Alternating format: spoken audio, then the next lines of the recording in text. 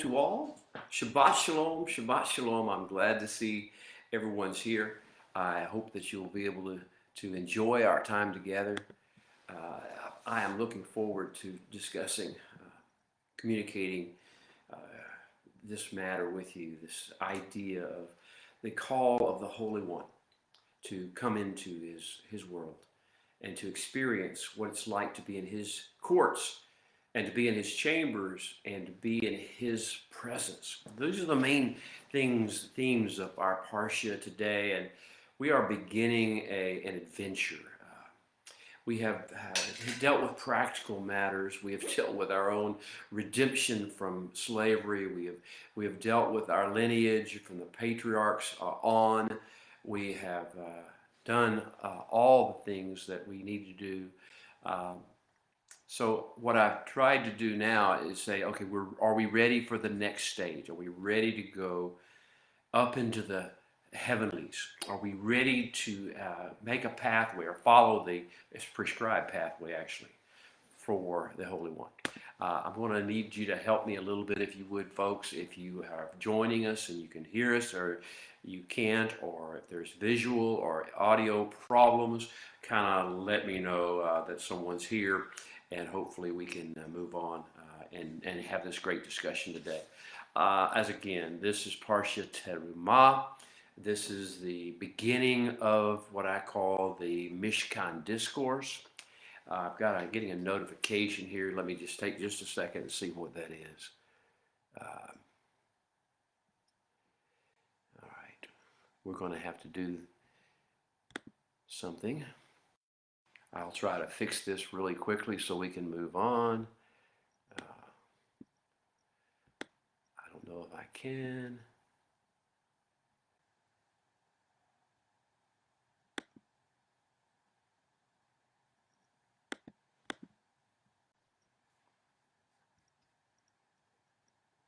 Tell you what, let's do the best we can with what we've got. I'm getting notifications. Tell me if you're having difficulty hearing me or seeing me, as the case may be. Parsha Terumah is awakening us, is calling to us. It is filling us with energy and with passion for the ways of our King and the place of our King and the presence of our King. He wants us to have more than just an understanding of issues of theology. He wants us to know more than good doctrine. He actually wants us to know him. He wants us to know and communicate with him. He wants us to have full communion with him. He wants us to understand what his presence is like. And he wants us to communicate and receive as we go, to give and to receive, a give and take process involving our encounter with him. We love the scripture. We love the Torah. We love the words that he's given us and the instructions. And we do not in any way denigrate the idea that he has given us the guideline. He has given us the roadmap. He has given us the pathway in written form in the Torah. Oh, but he intends for us to be able to use that roadmap through a matrix, through a lens of deep, intimate communion and relationship with him. And so that is the purpose of Parsha Terumah and what we'll discuss. Let me ask you, if you've joined us from another place, if you're on the line with us, you can see us. Let us know your name or your title that you go by, and drop us by a little note about where you're viewing from. Do this whether you're watching it on Facebook or whether you see it later on YouTube, I pray, so we'll know who we're talking to and where we're talking to. We want to pray for your location. We want to pray for your family. We want to pray for your household.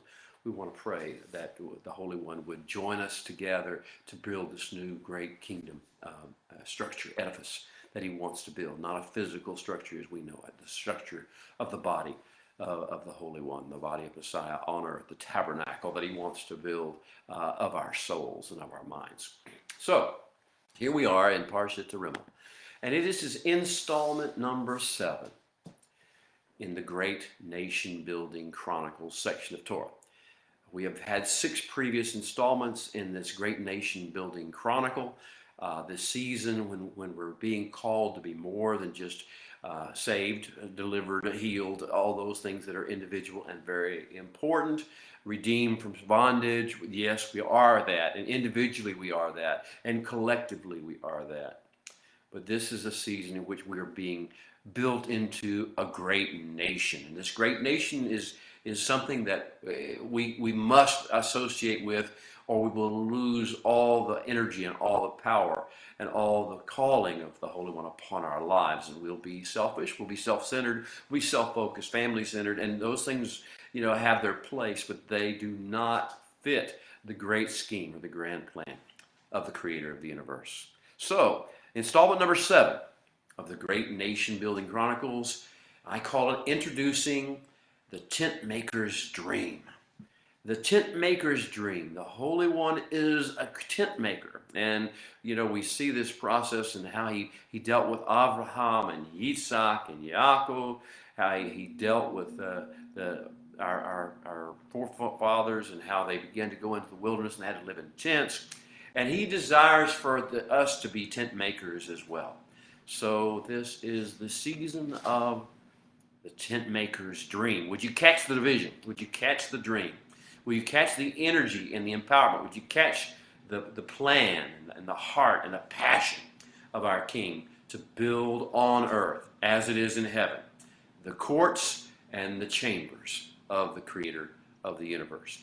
It's the 4th day of Adar Rishon in 5782. We have another 70 days, 70 some days to get into Passover, or get into to Passover. We are February the 5th on the Gregorian calendar, for those who are still following that calendar. And this is the season when we are in this process of building a great nation. In installments 1 through 6 of the Great Nation Building Chronicles, we have reconnected with the covenant. That's the first thing he did in Exodus 2 and 24 through 25, and then again in chapter 3. He tried to reconnect us with the covenant. He kept saying, I have remembered, but the idea is that we would remember. There is a great covenant in effect that changes our perspective, our paradigm of the world. The covenant the Holy One made with Abraham, and that we were called to be a blessing, that we were called to be a great nation, that we are called to be the dividing line, the canary in the coal mine, as it were, by which the nations will either receive blessing or curse. And that's a heavy responsibility. But it's a beautiful thing if we know the tools and our toolkit to make sure that we at least offer them the opportunity to be a blessing or to receive blessing, as opposed to demanding that they comply with everything that we do and think the way we think. We need to learn how to do these things in a proper way. But the final thing that the Holy One said in regard to this covenant reconnection, the part of the covenant that we sometimes forget, is that the whole purpose, the ultimate goal, the final climactic presentation of the covenant is that we, like Abraham, will be a blessing to every household on the face of the earth, to every family, actually. Mishpacha is the phrase used when he talked to Abraham. That we could be a blessing to every household. And now, as I get the chance to speak into your household and into your computer screen or into your iPhone, I realize that this is part of our responsibility, not just mine by any means.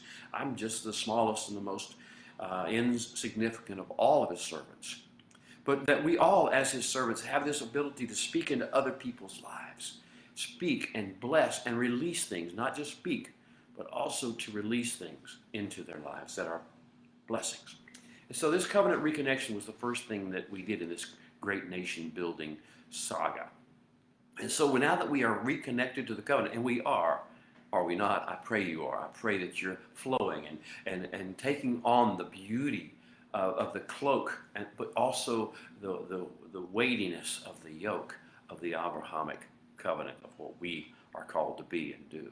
The second thing he did in this book of Exodus, this book of the Bnei Israel Chronicle, the great nation building saga, is that he brought us to Sinai. Well, actually, before he brought us to Sinai, he declared his intentions regarding us as a people. I will deliver you. This is Exodus chapter 6, verses 1 through 8. And he made these great promises. He made these great declarations of his, the Holy One's intention over us and over our households and over our neighborhoods and over our whole extended nations. And this is what he plans to do, to deliver us, to bring us forth, to make us his people. And he will be our God. And you can go back to Exodus 6, 1 through 8, and you can read those specific things. But he promised to be all things to us if we would make him all things to ourselves.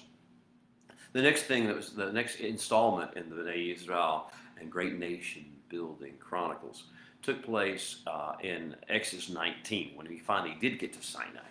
And at Sinai, he told us more specifically what exactly we were. We're like a bride to him. He is as a bridegroom, as it were, and we are to become a unity. He is committing his troth to us, and our calling is to receive back that and return our troth to him. So what he said at Sinai, at the beginning of this message, you will be to me, if you shema, if, as, and when, and to the extent you shema my voice and shamar, treasure and cherish and carefully guard and highly value my covenant, which we talked about earlier, right? Then I will make you into an Am Segilah. You will be a special treasure people unto me. An image that I put out and show to all the nations. And then you will also be a mamlechat, a kohanim. You will be a kingdom of priests, it says in our English Bibles. But you will be a set of royal ambassadors, emissaries, that are sent forth strategically into different locations, to different peoples, in order to release the things of the kingdom and speak on behalf of the king, the blessings that he has in store for the world. Well, that's the betrothal ceremony we had at Sinai, and then he went through and told us, this is what you will look like. This is how I will remake you.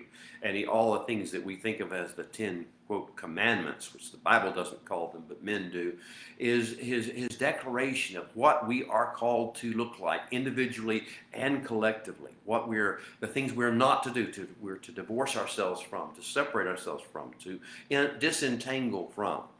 Things like admixture, adulteration, things like anger and violence and hurting and killing and lying and false witnessing, things along those lines. We are always to avoid these things by focusing on what he does tell us to focus on, which is honoring our father and our mother, and upon remembering his Shabbat, to keep it holy, to receive the blessing and the Kedusha energy and the holiness of the Sabbath into our lives regularly. That will help us to begin to disconnect from all the things that he says are the death knell, and that he wants us to be free of, even coveting, of wanting what other people might have, or thinking somehow that we're less than they are, less than we should be because we don't have what they have. Heaven forbid that we should want what the nations have. Okay, the next thing he did, it was the Mishpatim discourse. He began to give us 21 hypothetical situations to train us to rethink, to reprogram our mind. Oh, what a beautiful thing he did. He brought us up into these realms and began to talk to us in different hypothetical situations that really didn't have any bearing on the immediate situation. They weren't immediate cases or controversies. He's beginning to tell us, these things, if this scenario happens, here's the way I think about it. Here's the way you should think about it. Here's what you should do in these situations. And so, how are we to handle the difficult situations of the fallen world? He said, think about it like I think. Renew your mind and refresh your understanding with the wisdom that comes from the courts of heaven, the very place where the wisdom comes forth. And then he introduced us to our friend of the bride. We're going to be in this bridegroom kind of betrothal ceremony scenario, that he has to have someone that we can trust and lead. And this Malach Israel, the angel of the Holy One that will lead us and guide us. He introduced us to that in chapter 23. Then in 24, he took us up, 70 of us up, and began to speak to us from the throne room perspective, to give us the helicopter view. And that was Nadab and Abihu, Moshe, and the 70 elders, and they went up, and they were actually to be able to be in the presence of the Holy One in his courtroom. But then something else happened at the end of last week. As even the 74 were still there, enjoying and eating and drinking in the courtroom, in the courts of heaven, the Holy One called Moshe to come higher. The Holy One actually called Moshe to come into his private chambers, into his workings of his mind, the workings of his heart, into the beauty realm. And that's the season we're in, the season of the upward call into the king's chambers, to live, to breathe, to absorb the beauty realm of our God. We must do that, or when we come down, all will be is we'll break tablets, we'll throw things, we'll be terrorists, we'll be angry, we'll be infuriated about the things that are going wrong in the world. But if we instead get the beauty realm vision and we absorb it and we take it into ourselves, and that's what's going to happen the second time Moses is on the mountain. First time is not so much. He's going to be dazzled and amazed by what the Holy One tells him, but when he steps out of that environment, he's not going to handle it well. He's going to come down, he's going to crash and burn, basically. But we'll get to that in Parsha Ki Tisa. We're not there yet. So this upward call is pending on your life. It is hanging in the air. Will you come up higher? Will you come into the King's beauty realm? Will you let him transform your mood? Will you let him transform your perspective on life and on other people and on nations? Will you let him transform you? Will you let him take you to the place where mercy triumphs over judgment, where the atmosphere is ripe with shalom and joy, and where there is not this sense of anger or frustration or vengeance that we desire to pursue? So that's where we've been. Let's go back and talk about one thing. What is all this fuss over a great nation? I mean, most religions focus on an individual experience, an individual's walk with the creator of the universe, hopefully, or some form of God as they see it. Most religions don't have a focus on a great nation, but the Torah and the Holy One of Israel gives us a different perspective. You are not just an individual seeking to have a good personal relationship with a deity or a group of deities. You are here to become a great nation and live and function on this earth as a great nation. What a calling! But it requires us to set aside some individual, some would call them rights, desires, appetites, will, and surrender those things to the greater good, to the greater vision of the great nation that he desires to bring upon the earth. If you go through and you see the prophets and you see what happens in the Zechariah, Yeshayahu, Isaiah, Ezekiel, where they don't focus. And then you get into the Brit Hadashah, if you wish, and go to the book of Revelation, or you go to Paul's writing. You don't see individuals being the key. You see the great nation being the key to all of the redemptive plan of the Holy One. Wow. So our individual experience, our individual salvation, our individual walk with the Holy One, our personal relationship with the Holy One, while that is important and while it is a foundational thing, it is not the focus of Torah or, in fact, of any of the scripture, of the holy writings. We are called to be a great nation. Are we ready for that? Now, this is the 19th Parsha of the Torah, and I call it pushing the relationship envelope forward a major step. We're going to do it individually and we're going to do it collectively. First comes the individual has to make the decision. Do we want to go into this higher relationship level? Do we want to push the relationship with the Holy One past the ground level, which is where the camp is, past the courtroom level where we understand the wisdom of the decrees of the Holy One, which is where the 74 are, and we do want to take it all the way into the King's chambers level. Do we want to be familiar with the way he thinks and feels and emotes? Do we want to feel the atmosphere and the scent and the fragrance of who he is? Do we want to bring his presence into the world or just his words? Do we want to bring his energy and his passion or just his directions and his instructions? You see, this is the critical factor. Do we want to go higher?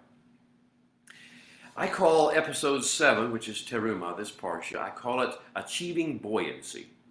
If you've ever understood that you've ever been underwater when you didn't want to be, somebody dunked you, or maybe you fell out of a boat or a kayak or a canoe, and the waters were rushing, and you felt that sense of panic or that sense of overwhelm where the waters were more than you could handle. But then finally you got a point where as you're about to lose all your breath and panic, you got to the surface and you achieved buoyancy. And you could sense that you were actually above the waters. You could find, and then you started looking for higher ground. Higher ground. I want you to picture this idea that we are called to higher ground. This calling is upon your life right now to step into this higher ground. You know, there was a song that came out of the movie Officer and Gentleman. It actually won some Academy Awards, and some awards for music, but whatever. Love, lift us up where we belong, where the eagles fly on a mountain high. You know, this love, lift us up where we belong. Find higher ground. Achieve buoyancy. Terumah, lift up. Room is the center verb, the key verb to terumah, the noun terumah. And it doesn't mean offering as you see in your English Bible. What it means is take something that will allow you to be lifted up. That when you can lift up, it will allow you to be lifted up into higher ground. Love, lift us up where we belong, in the King's chambers. Okay, what are we going to find in the King's chambers? Whoa. Well, we're going to find the secret place. You're going to remember, I'm sure, from the Psalms, from Yeshua's teaching, the Master's teaching, this continuous reference to the secret place. We hear it in Psalms, we hear it in Yeshua's teaching about prayer. There is a secret place we are called to be able to go. And if we don't go to the secret place, all we have is public prayer under scrutiny by other human beings. We put on a show. We're tempted, at least, to put on a show. He says, no, I want you to learn the secrets of going into the secret place. I want this to be a normal behavioral pattern for you, that you spend as much time or more time in the secret place than you do in the world. We can't do just the secret place. We must go into the world. That's our calling. That's our mission. That's our reason for being here. But to do that well, to do the mission we're here for well, we need to be able to regularly process in the secret place. So we're going to talk about the secret place of the Most High. He's going to draw us pictures. In the Terumah, in the entire Mishkan discourse or tabernacle discourse that we're about to begin and will last for months. In this entire, remember this, every picture tells a story. Don't be overly fixated on the picture or the details in the picture, although each of the details tells the story of going to the secret place, of what happens in the secret place, of what the overall sense and sensations of the secret place of the Holy One, the secret place of the Most High are, what it feels like to be in the shadow of his wings, actually to be covered by and overshadowed by the movements of his wings, of his pinions, of his back and forth movement of love, as he hovers over us, as he does these things over us and provides shelter and shadows for us, and begins to awaken in us the life force that he put in. So we're going to visit in this parsha and the parshas to come.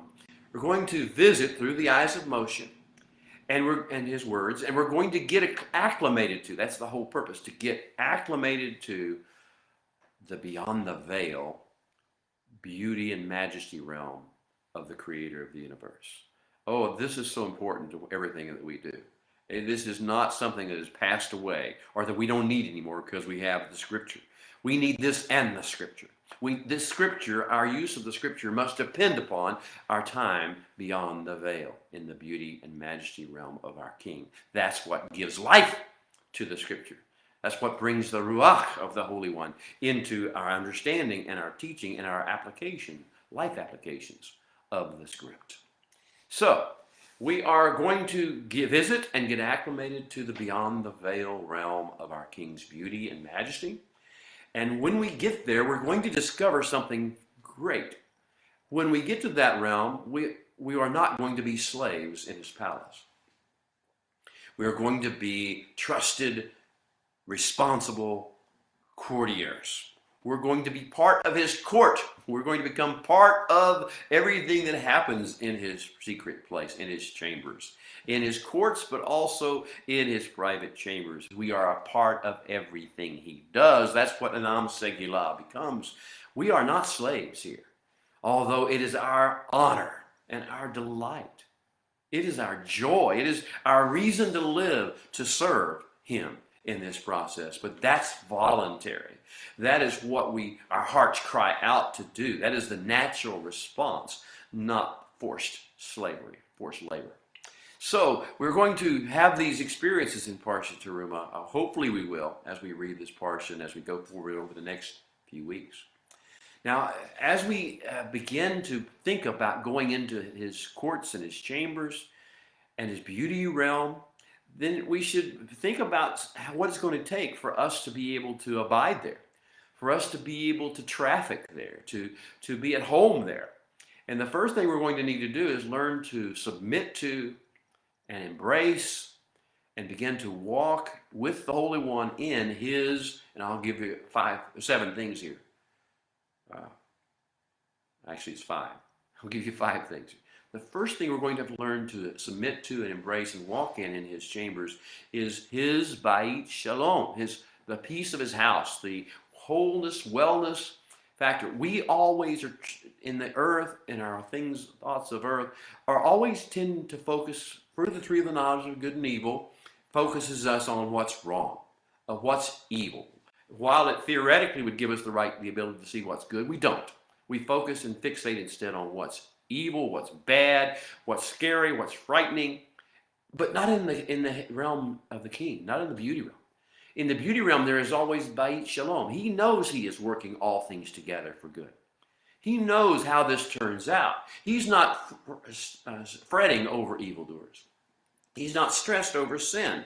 He's not stressed over these things. He understands the consequences, but he also knows, and he can't trust himself well enough, and he trusts his plan well enough to know there is a redemption going on. There is a restoration going on, and the opportunities for healing and wholeness and wellness in the earth and for restoration of creation to its Edenic state are not only possible, they are inevitable. That brings him Bait Shalom. And he knows how not to create stress, anxiety in his people. So he doesn't.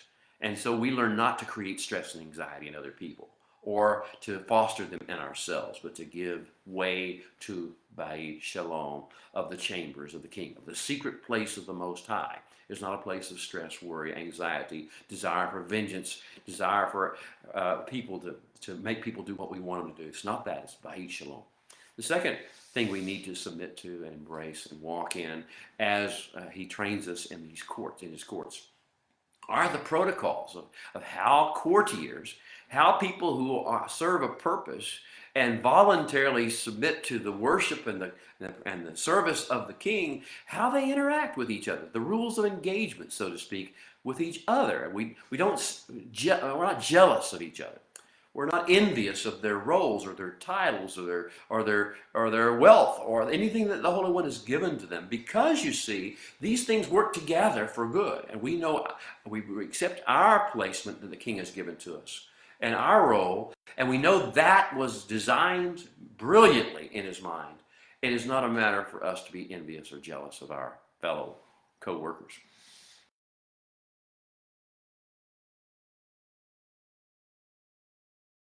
Walk in the Holy One's secret place is his throne room priorities. We on earth have fleshly priorities. We run by flesh ideas and then by pseudo-intellect, and we have different priority systems. He says, no, when you come into my chambers, you need to deprogram that. You need to de-emphasize that and instead catch the vision of throne room priorities. What is he doing? Why is he doing it? What does he want to do? Well, this is part of the process we'll learn over the Terumah Parsha and over the entire Mishkan discourse. We will also hopefully get a beauty realm perspective. A beauty realm perspective means we see beauty. We quit seeing evil as being the primary thing we look at. We look for the beauty. We look for the potential. We look for the possibilities. We look for the good. This is the key fact. This is what separates the Holy One from the man that he created. Men in their fallen state look for the bad. We pick, choose, we nitpick, we criticize. But the Holy One always looks with beauty realm perspective. Where's the beauty?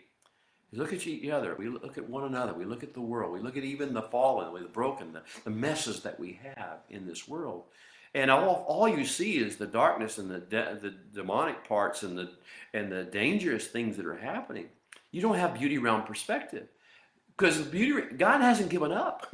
Our Creator has not by any chance surrendered to the things of earth. So the issue now is not what's wrong. The issue is how can we talk into, speak into, work into, sow into what is possible in this world.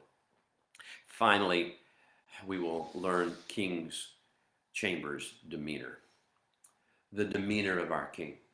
The facial expressions, the way of which we interact with people, just the way we carry ourselves, the way we don't freak out and don't rant, and we don't shout and scream in anger we keep in shalom, we keep joy on our faces, we keep hope in our hearts. This is the King's Chamber's demeanor. Are you ready to come up higher, to find higher ground than the world around you? Because if all you've got is the words of the Holy One and instructions, but you can't find his Bayit Shalom, and you can't submit and exude his Bayit Shalom, or his court protocols, or his throne room priorities, or his beauty realm perspectives, and you can't exude his King's Chamber's demeanor, then the world will not be changed. That's the key. The redemption will not take place in your lifetime or in your sphere. And of course, the most important thing that he wants us to learn how to do as we go through Terumah is to bring that which we learn and receive in the beauty realm back to earth, back to our respective spheres of influence, our houses, our families, our workplaces, our cities, our marketplaces, our online presence, and make that come on earth as it is in heaven or in the heavenly realms. To bring at the practical objective of all this, the reason we're doing all this is because he wants to bring what is in heaven, what is in his beauty realm, what is in his chambers, what is in his courts, down to earth, as it were, as if it were him doing it with his own facial expressions, demeanor, etc. All right. If we're going to acclimate to the King's Chambers, we're going to do it through Moshe's eyes and through the words, by meditating on his words, studying those words. And I don't have time to go through all of those words with you in this short time that we have together. So all I can do is kind of point you in that direction and say, you've got several more hours of Sabbath to spend time following his guidelines. Because the Holy One is trying to give him, and through him, give to us a guided tour of the courts and the chambers of the heavenly palace that he exudes, the secret place that not only has he set apart for himself, but that he has prepared to share with us, prepared for us to come to visit him, spend time with him every day, every season, every Shabbat, every festival, but every day, every moment, if we can, to spend quality time with him. That is what he wants us to do. This is critical. So this first requirement is that we realize there is such a place.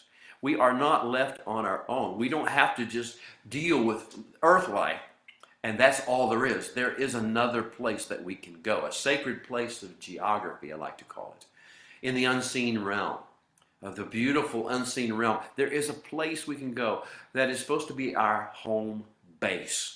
Not our house on earth. Our home base is in the heavenlies. Our home base is in his secret place. That's a place where the atmosphere is supercharged with his Kedusha energy, his holiness. And it radiates that energy outward from his throne and from his chambers into everyone who is there. And that will include us.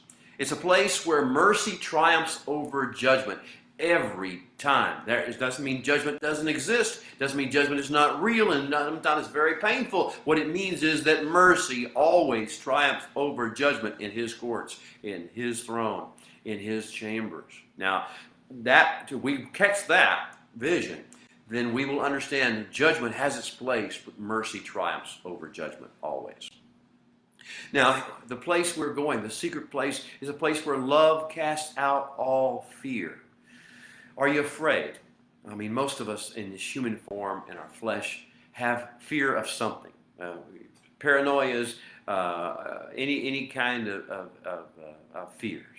Fear of rejection, fear of failure, fear of the adversary, fear of heights, fear of water, fear of armies, fear of any of those sorts of things, emotional or physical, fear of the weather, fear of the tornado, fear of the flood.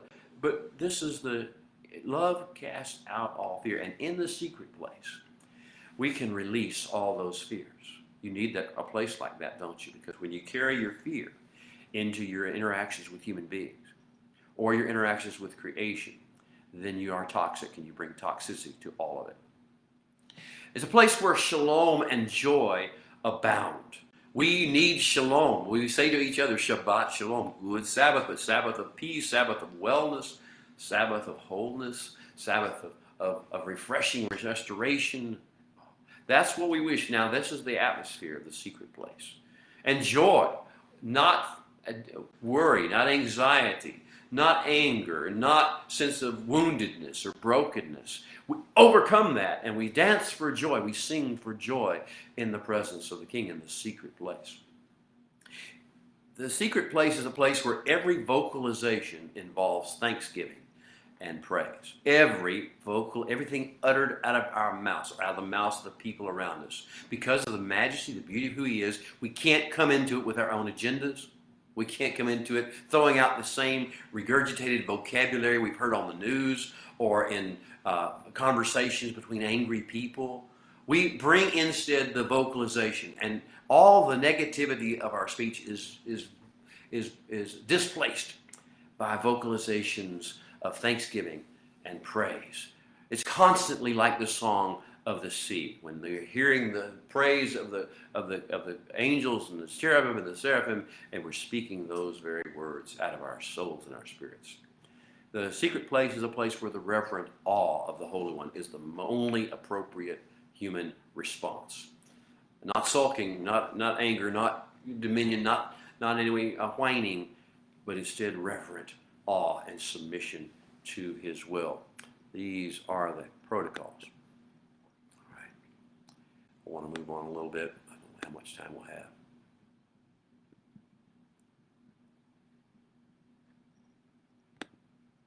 All right.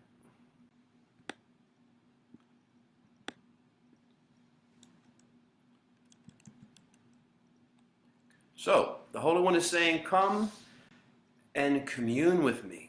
Come and be with me. Come and spend time with me in the secret place. Are you willing to go? Baruch Adonai Hamborah. Baruch Adonai Hamborah Leolam Vayed. Baruch Ata Adonai Eloheinu Melech HaOlam Asher Bashar Banu Mikol ha'amim v'netan lanu et Torato. Baruch atah Adonai noten ha'torah. May the Holy One who is blessed be blessed above all. May the Holy One be blessed who gives us his Torah. So we've talked about the secret place. We've tried to get the atmosphere described. We've tried to get the purpose for which we're going there and spend time there, and we're called to spend time there, laid out in clear form. But here's the real question. Do you know the place? Do you know the secret place? Do you know the way to the secret place? Do you know the path that you have to take to get there? Do you know the landmarks along the way and what you leave behind you in the rearview mirror in order to go? Do you know the purpose for which you're making the journey? And do you know the courtship protocols, courtiership protocols that are appropriate when you get there? Are you able to leave behind the things you need to leave behind? Are you able to take on the things you're able to take on? Do you know the reason for it all? Well, that's what we're going to discuss. Welcome to the great beauty realm reveal, beloved, my dear friends. This is the ultimate meditation and divine encounter guide. That is Parsha Terumah, Parsha Tetzaveh, and then after Parsha Kitisa, we go back into this with the building, then all of Parsha of the book of Leviticus, and the first 10 chapters of the book of Numbers. Several months we'll be talking about this ultimate meditation and divine encounter guide, the ability to teach us how to go into the secret place. For those who seek to enter the kingdom of heaven, this is essential stuff. We have to have a vision and a view for the beauty realm. We must believe that he is, and that he is a rewarder of those who, what? Diligently seek him. Where do you seek him? You seek him in his beauty realm. Well, this is introducing the straight gate and the narrow way. The straight gate and the narrow way lead somewhere. They don't take you just through the world. They don't take you to heaven necessarily in the end of the Olam Haba sense of the eternal. They take you into the secret place. They lead the broken and the contrite to the courts and into the chambers and presence of our Creator, Redeemer, Bridegroom, King. Oh yes, beloved, there is a pathway. It has been hewn for us. We follow the bloody footprints on this pathway, footprints of Mashiach. There is a pathway that leads beyond the veil that separates the heavenlies and the earth, the unseen realm from the seen realm. I call it well, it's not what I call it. It's what the scripture calls it, Ha'eolah. The life, we call it life eternal, but it's more than, it's life beyond the veil, life in the hidden realm, life in the unseen realm. There's a pathway that leads to that. There is a pathway to a hidden and secure and shalom-infused lifestyle. A lifestyle of doorkeeping. I'd rather be a doorkeeper in the house of the Holy One, in the tent tabernacle of the Holy One, than I would be to sit in the tents of the wicked or the Rasha. We're doorkeepers. We learn to be doorkeepers in the beauty realm of the King. Now, I want to just encourage you and inspire you with a few of the psalms that have been written about this. David and the sons of Korah, and Heman and Asaph, all understood the value of this pathway that leads to Ha'eolam and of being in and regularly experiencing Ha'eolam in a sense. And I'm going to use it in the meditative sense because we can't physically go into the tabernacle or the temple in our day. There is none physically upon the earth. Oh, but there is a pathway. There is an unseen realm, and we have access through the meditation protocols to do it. So what are the meditation protocols? I would refer you, first of all, to Psalm 84. You can read the entire psalm, and I encourage you to do so. But I'm going to read to you. I'm going to speak over you. I'm going to meditate with you through Psalm 84, 4 through 5. Ashrei, it begins, on a straight path, going in the right direction, moving forward at the appropriate pace. Blessed, we read in English, but Ashrei are all who dwell in your house, who yashav, who come and spend time in your dwelling. Blessed are those, Ashrei are all who dwell, yashav, in your bait, in your house. They will ever be halaling, praising, bringing forth the brightness and the shining of who you are, laying aside and cutting away the negative things. They will ever be praising you, it says in English. Halal, this idea of laying aside, cutting off everything that does not shine so that the fullness of the shining comes forth. They will ever be halaling you. Selah. Ashrei, again, the second Ashrei. Blessed in English we read, but Ashrei, going in the right direction, moving at the right speed, at the right pace, in the right to the right destination, is the man, is Ha'ish, the man whose strength, whose security, whose sense of refuge and energy and energization for the mission is in you, speaking to the Holy One, whose heart is set on pilgrimage. Whose heart, blessed is he, Ashrei is he whose heart is set on pilgrimage. Is your heart set on pilgrimage? Is your heart set on making this journey regularly? Is this being part of your normal activity, your rounds? I mean, you see animals who make the same round every day, the cow or the dog. You see the pathway is worn where these animals make the same trek every day. Well, this is the way it's supposed to be with us. There's supposed to be tracks on the earth. Behind the bloody footprints, our tracks as we go. We're heart is set on pilgrimage going into the place of the house of the Holy One. So that's the first meditation out of Psalm 84, 4 through 5.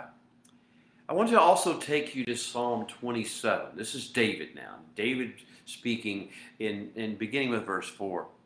One thing, echad, I have desired, I have sha'aled, I ask of the Holy One. One thing I have desired of the Holy One.